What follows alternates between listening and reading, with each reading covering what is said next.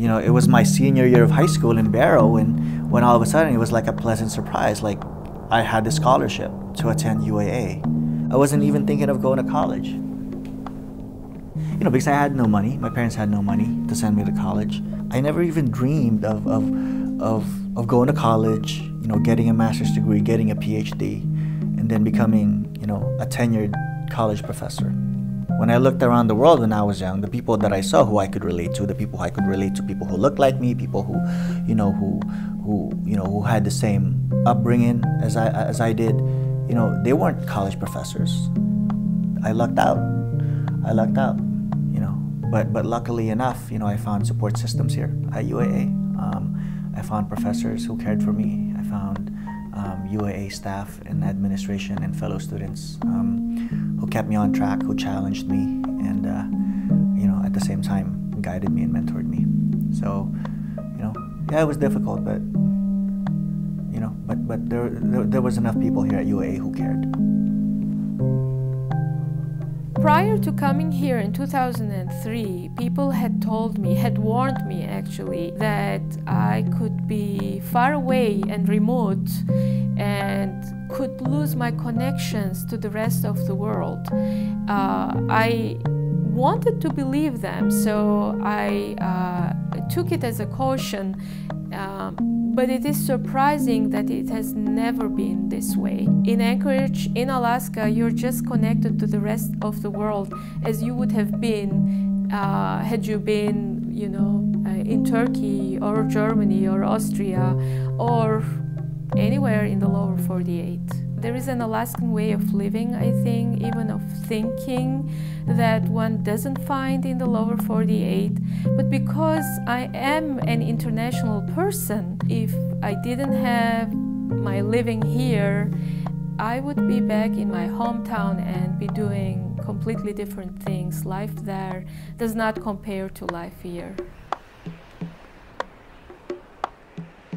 You know, I grew up here in Alaska, and we started commercial fishing when I was a little boy, like 7 years old. But I mean, I've loved math since I was a little boy, and I guess part of me knew that I would always be a teacher, and so it was a natural fit to teach in the wintertime and fish in the summer times. -3 minus 1. What do we get back? Negative. Yeah, -7. You're right. And Anchorage is a good example of people that have come together. You've got those that are here for an education that crossed the tundra for the first time from their village. You've got people here from international students that were drawn to Alaska. And the great thing about working at UAA is the cultural diversity that you find in Anchorage and in Alaska is right here on campus at UAA. And I remind myself all the time how lucky I am to be able to teach.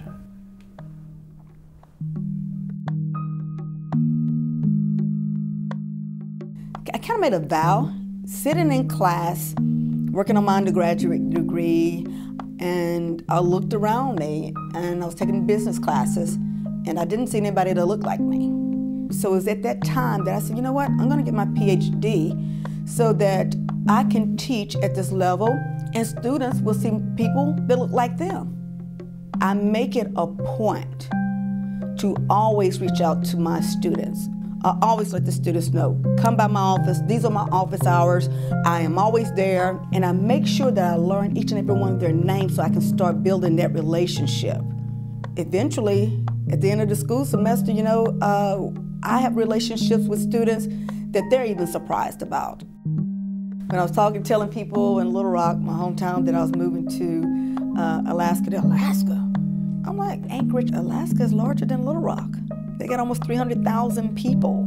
So I tell people back in the South when I go home, you know, they're like, what is it like? I said, it is the most beautiful place of people that look so different, but there's such a substantial amount of diversity here. It makes it totally different than anything that I've seen in the South.